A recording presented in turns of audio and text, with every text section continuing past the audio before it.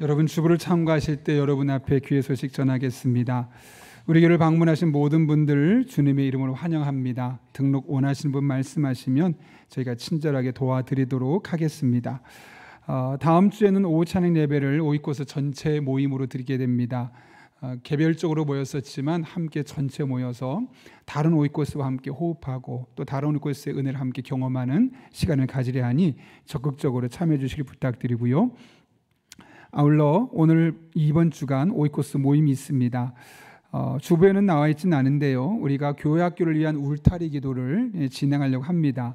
울타리 기도 아이들을 위해서 함께 기도하려고 하는데 9월부터 12월까지 영아부부터 청년부까지 우리 항존 집분자들, 장로님 또 안수 집사님, 권사님들이 그 부서 아이들의 개인적인 기도 제목을 받아서 4개월 동안 기도하고 12월 달에는 직접 방문하고 또 축복하는 시간을 가지려 합니다.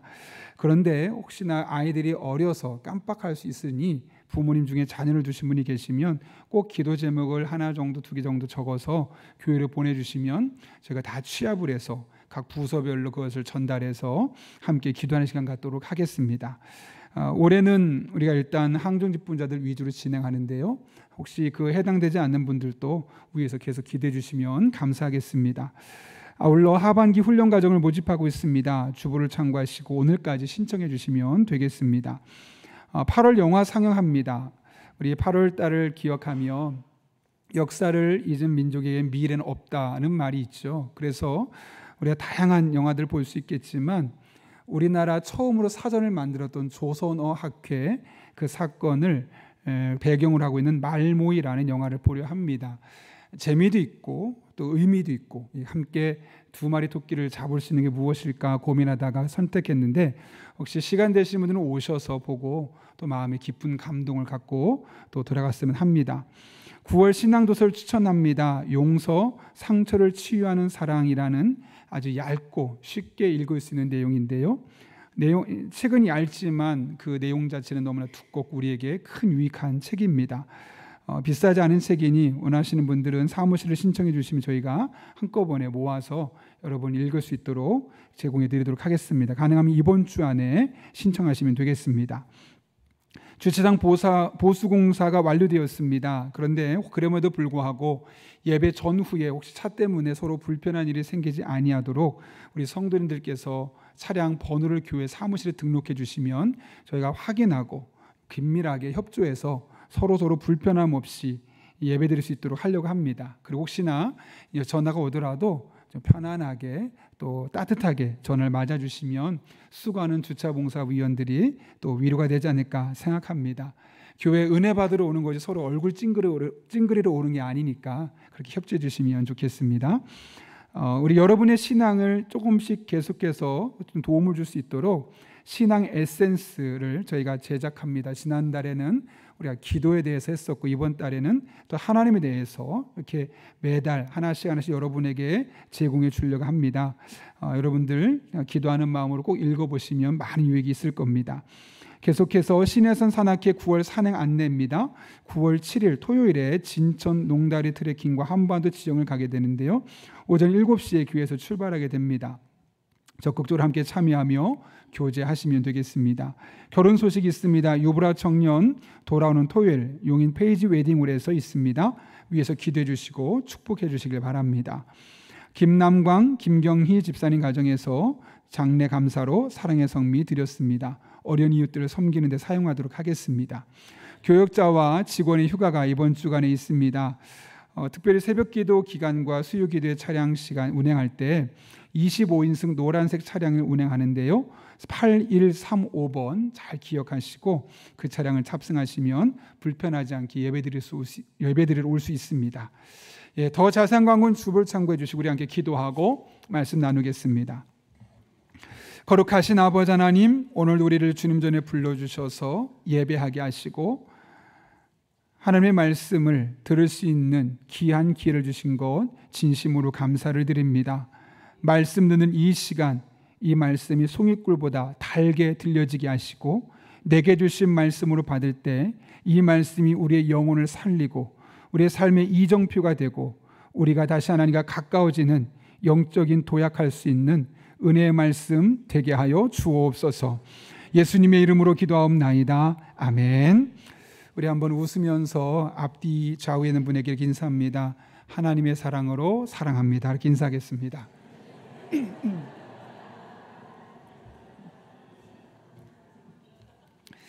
잘 웃으셔야 됩니다. 오해받습니다. 제가 최근에 한 책을 읽다가 업스트림이라는 제목에 대한 책을 소개하는 내용을 보게 되었는데요. 말 그대로 업스트림은 물길을 보았을 때 상류를 말하죠. 하류는 다운스트림이라고 이야기합니다. 이 책의 핵심은 사람들이 살면서 어떤 문제를 만났을 때 그 문제를 저 상류까지 거슬러 올라가서 근본적인 문제를 해결하려고 하느냐, 아니면 하류에서 맞기에 급급하냐에 따라서 그의 인생이 달라지고 또 그가 속해 있는 조직이 달라질 수 있다는 내용입니다.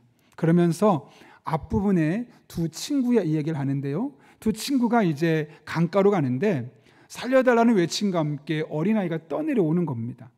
급하게 그 아이를 건졌죠. 또 떠내려옵니다. 계속 내려오는 겁니다. 급하게 하지만 너무나 힘에 벅찰 수밖에 없습니다. 이거는 아이들이 물에 빠져서 실수가 아니라 누군가 물에 빠뜨리고 있구나 라는 사실을 깨달았죠. 열심히 아이들을 구하지만 두 사람의 힘으로 그 모든 아이를 구하기가 벅찹니다. 이러다간 필히 한두 명의 아이가 생명을 잃을 수 있겠다라는 위기의식을 갖고 있는데, 그때 한 친구가 이렇게 말합니다. 친구야, 나는 저 업스트림, 저 상류에 가서 아이들을 물속에 빠뜨리는 놈을 잡아올게 라고 했다는 거죠. 상상이 되십니까? 두 친구가 있는데 한 친구는 떠내려온 아이들을 잡기에 급급하죠. 마치 우리가 응급처치하듯이 급하게, 그러나 원천적인 해결은 안 되는 겁니다.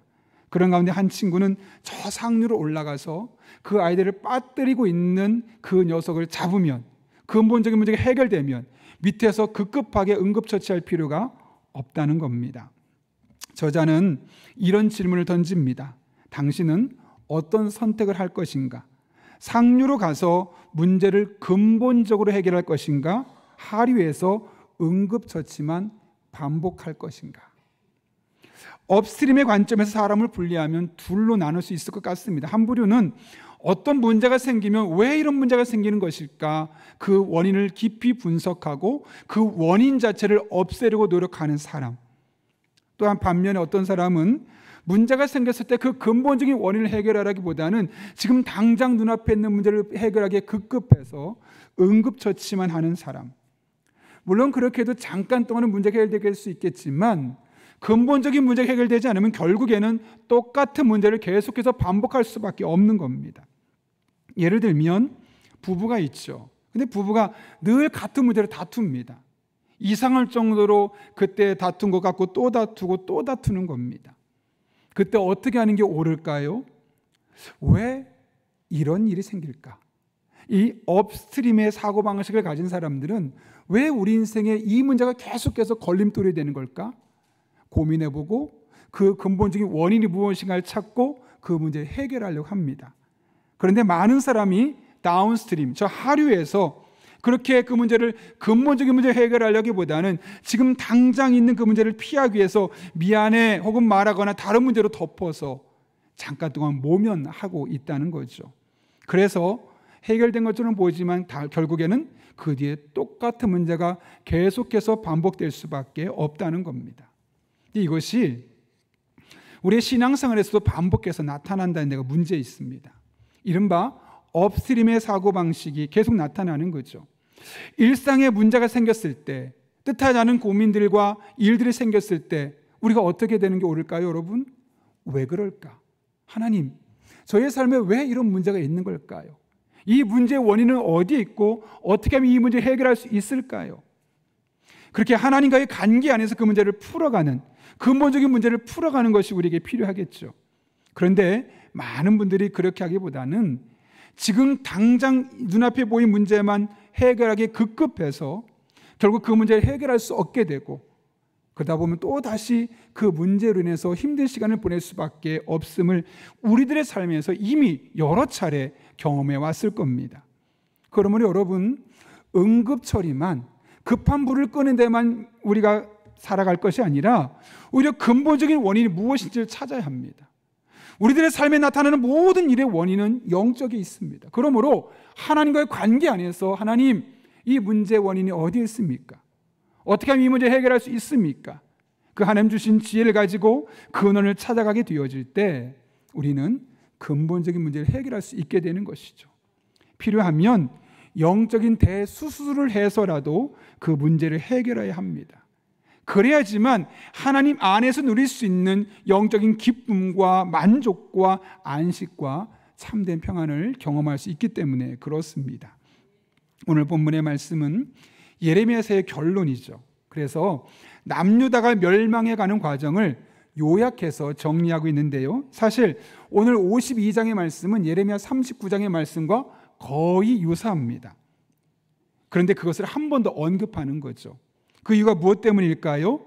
남유다가 멸망해가는 과정을 통해서 후대 사람들에게 이것이 얼마나 중요한지를 다시 한번 주지시키기 위해서 그 이야기를 하는 겁니다. 마치 TV에서도 그렇지 않습니까? 정말 중요한 프로그램은 그 뒤에 재방송을 하는 것처럼 오늘 남유다의 멸망 이야기를 39장에서 한 번 이야기한 것을 52장에서 재방송하고 있다고 보시면 되는 겁니다.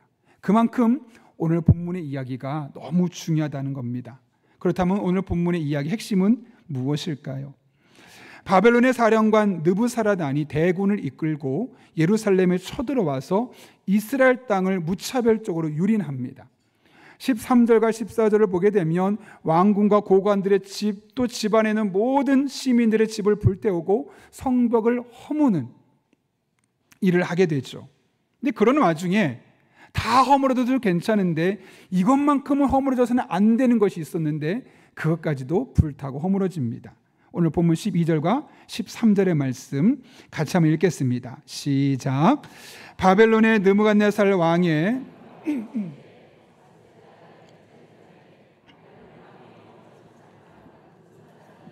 예루살렘에 이르러 여호와의 성전과 왕궁을 불사르고, 아멘. 여기까지 읽으시면 됩니다. 자, 여기 보시게 되면 성전에 불이 탔다고 합니다. 뿐만 아니라 17절부터 23절까지 말씀 보면 예배하려고 준비했던 금과 은과 노수로 만들었던 모든 기물들을 빼앗아 갔다고 합니다. 17절 보면 이렇게 말하죠.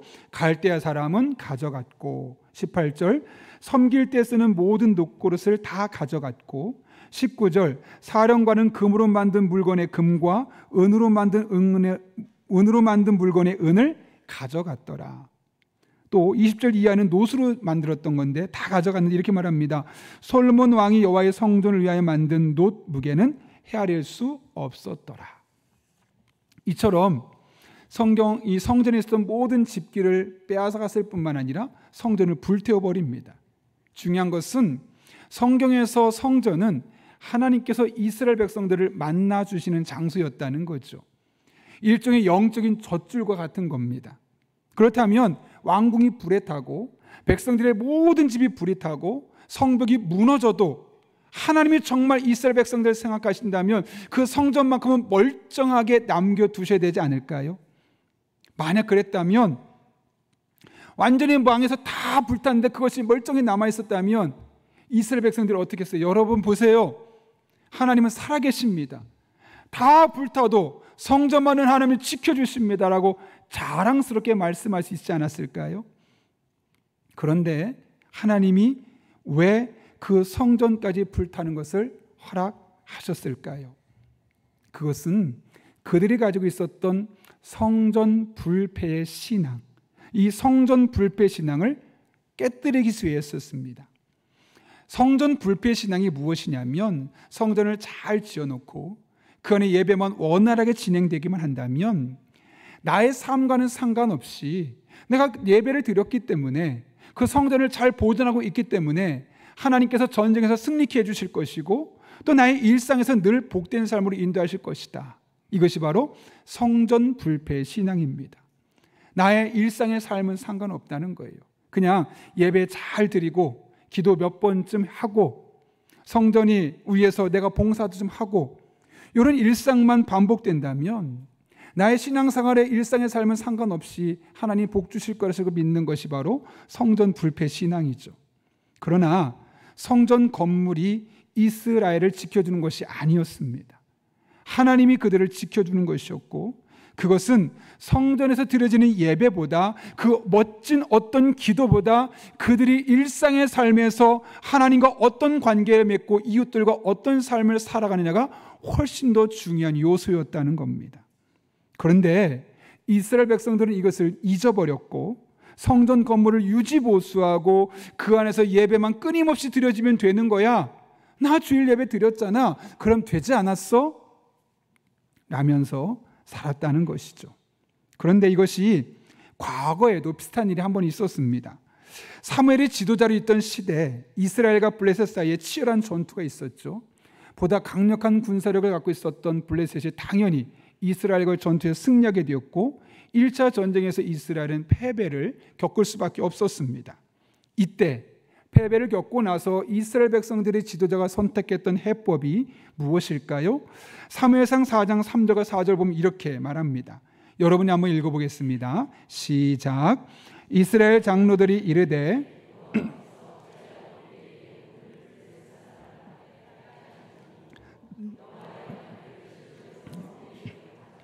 우리 중에 있게 하여 그것으로 우리를 우리 원수들의 손에서 구원하게 하자 하니, 이에 백성이 실로의 사람을 보내어 그룹 사이에 계신 만군의 여호와의 언약궤를 거기서 가져왔고. 아멘.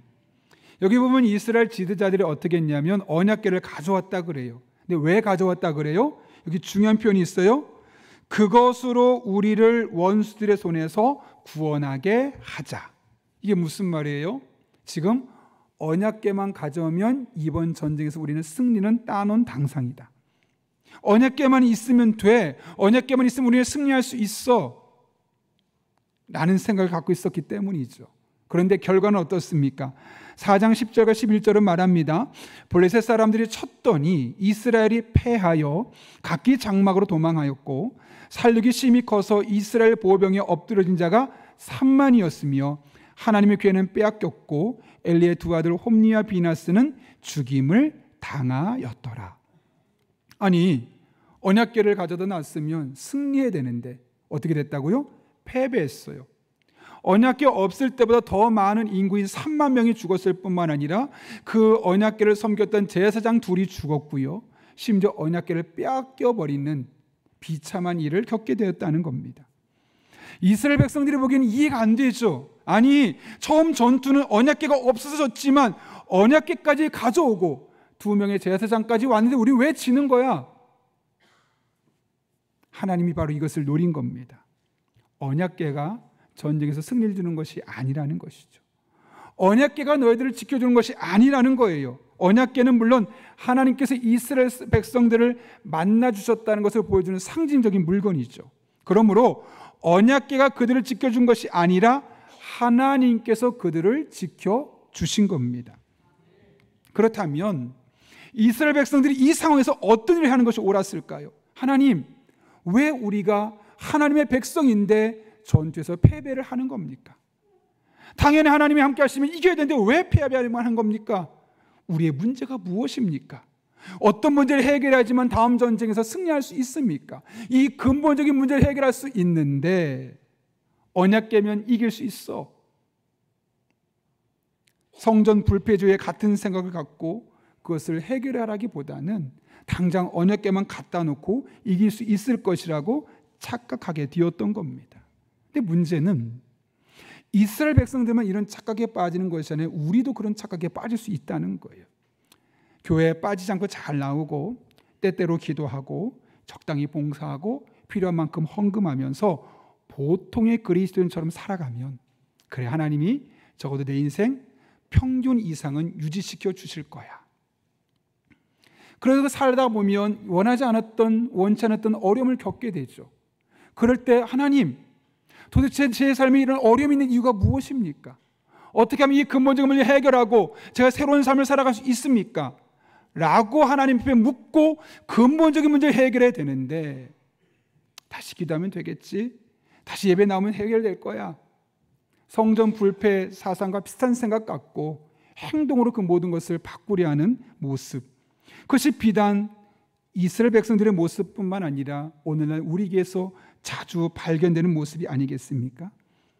물론 이런 것들 우리의 신앙의 기초를 형성하고 그런 기초가 탄탄하게 지면 하나님과 더욱더 영적으로 소통할 수 있는 여지가 많이 생기는 것은 부인할 수 없습니다. 그러나 이런 행동들이 모든 문제의 근본적인 해결이 아니라는 사실을 우리는 기억해야 하는 것이죠. 오늘 하나님께서 이스라엘 백성들에게 바로 이것을 보여주기 위해서 성전을 황폐화시켰고 성전이 불에 타는 것을 허용하신 겁니다. 그렇다면 여러분, 하나님께서 더 원하시는 것이 무엇일까요? 예레미야 7장을 보게 되면 이스라엘 백성들이 당시에 갖고 있었던 왜곡된 성전 불패 사상을 깨뜨리기 위해서 하나님께서 이런 말씀을 하세요. 같이 한번 천천히 4절부터 7절까지 읽겠습니다. 시작. 너희는 이것이 여호와의 성전이라 여호와의 성전이라 여호와의 성전이라 하는 거짓말을 믿지 말라. 너희가 만일 길과 행위를 참으로 바르게 하여 이웃들 사이에 정의를 행하여 이방인과 고아와 과부를 압제하지 아니하며 무죄한 자의 피를 이곳에서 흘리지 아니하며 다른 신들 뒤에를 따라 화를 자초하지 아니하면 내가 너희를 이곳에 살게 하리니 곧 너희 조상에게 영원 무궁하도록 준 땅이니라. 아멘. 여기 4절 보면 여호와의 성전이라는 표현이 3번이 나와요. 이 표현이 왜 나왔냐면 하나님께서 예레미야를 통해 뭐라고 말씀하시냐면 너희 이 땅은 바벨론에게 멸망당할 거야 라고 말했더니 이스라엘 백성이 뭐라고 말하면 무슨 소리냐고, 여긴 여호와의 성전이 있습니다. 여호와의 성전이 있으니 절대로 우리는 멸망하지 않습니다. 이곳은 우리의 땅입니다 라고 억지를 부리며 고집스러운 모습을 보이고 있었던 이스라엘 백성들의 모습입니다. 그런데 그거 성전이 여기에 있다고 멸망하지 않는 것이 아니야, 그 말을 믿지 마, 그것은 거짓말이야 라고 이야기를 하는 겁니다.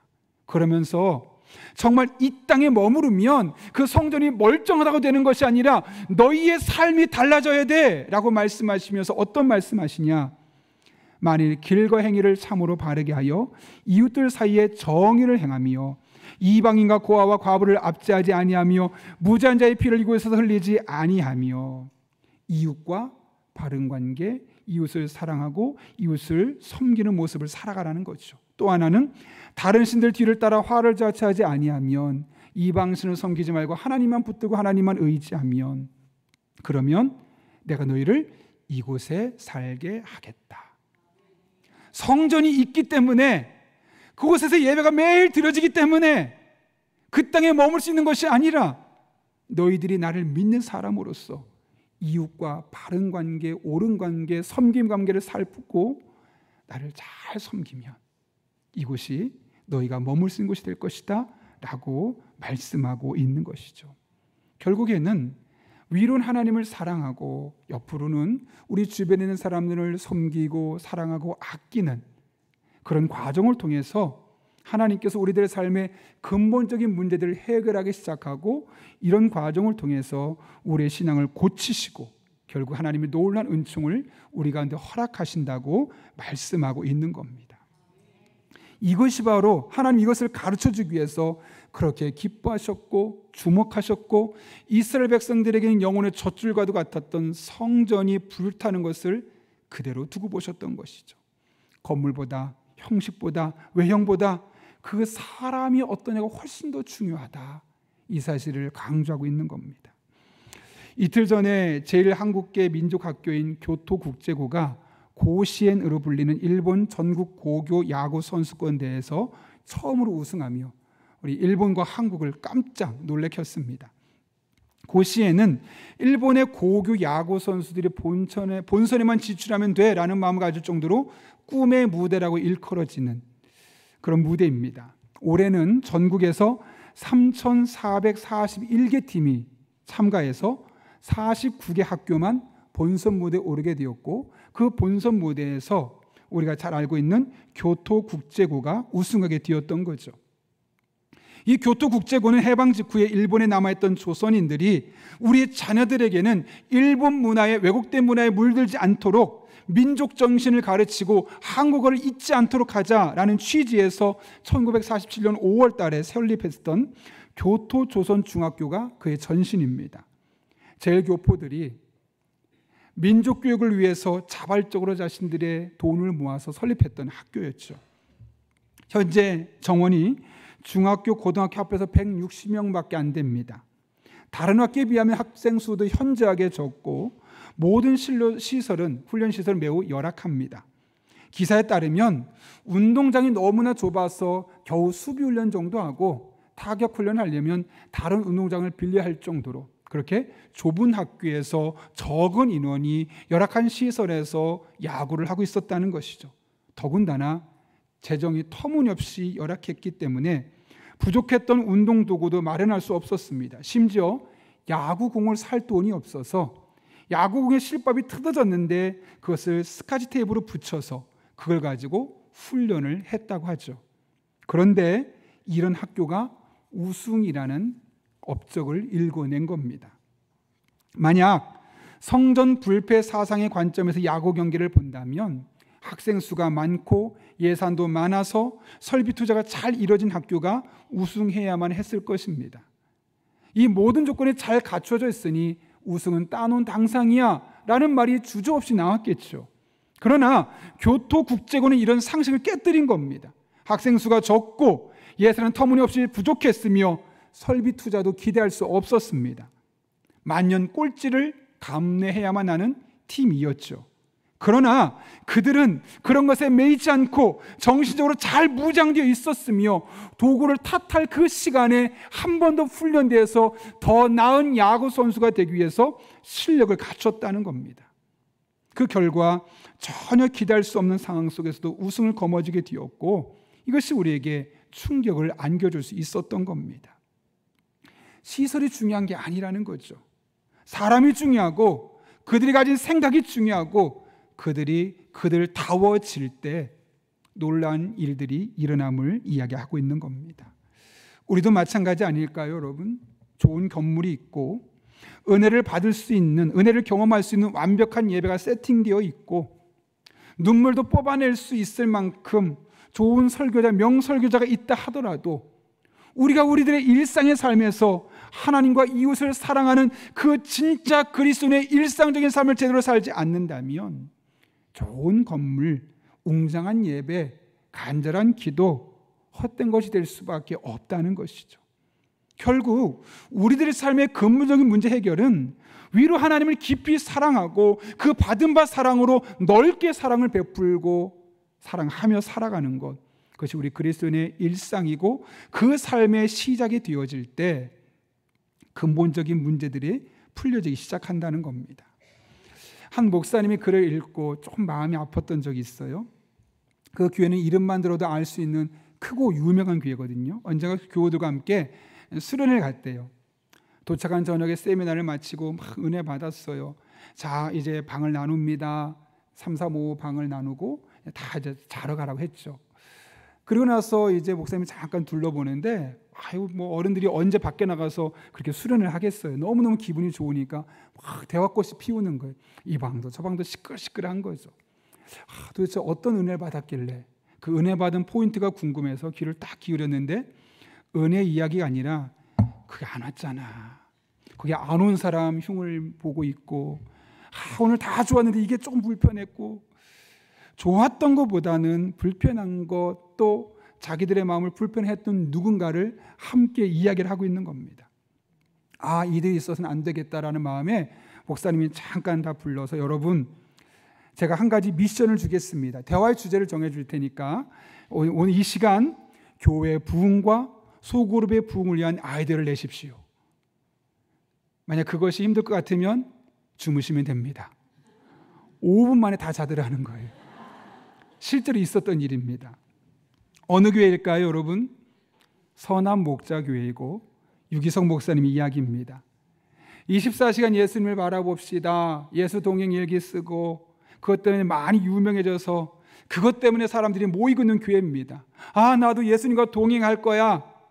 예수님과 동행하며 하나님을 깊이 사랑하고 이웃을 사랑하는 마음으로 살고 싶어서 나 이 교회 가고 싶어 해서 그 교회 많은 사람이 등록하는데 실상을 보면 그렇게 사랑하기보다는 사랑하지 못하고 있는 현실들이 적나라하게 드러나고 있었다는 것이죠.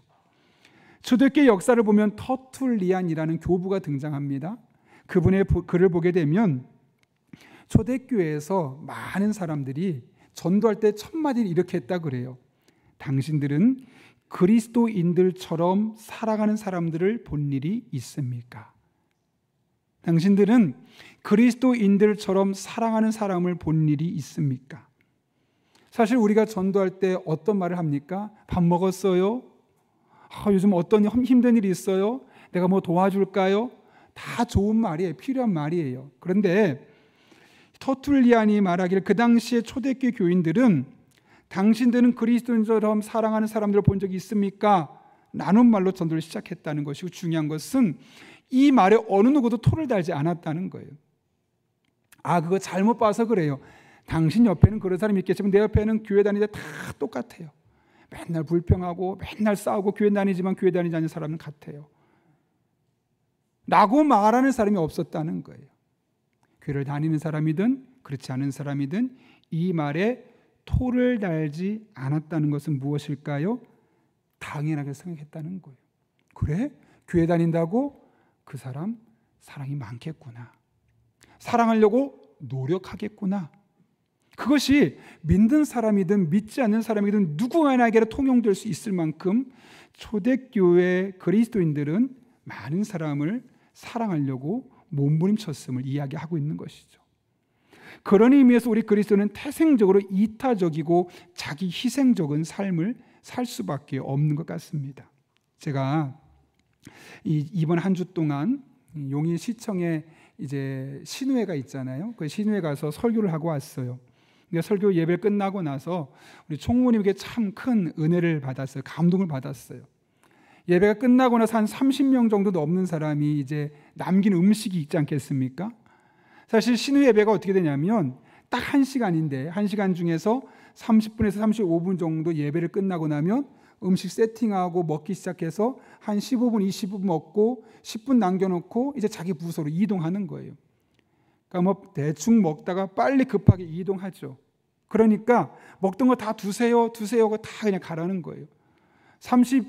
한 4명 정도 목회자들까지 해서 34명 정도가 있으니까 얼마나 많은 쓰레기가 있었겠습니까? 저도 막 도와주려고 하고 몇 명 더 도와주려고 하니까 가시라 괜찮다고 저 시간이 있다고 하면서 총무 집사님이 그걸 다 챙기는 거예요.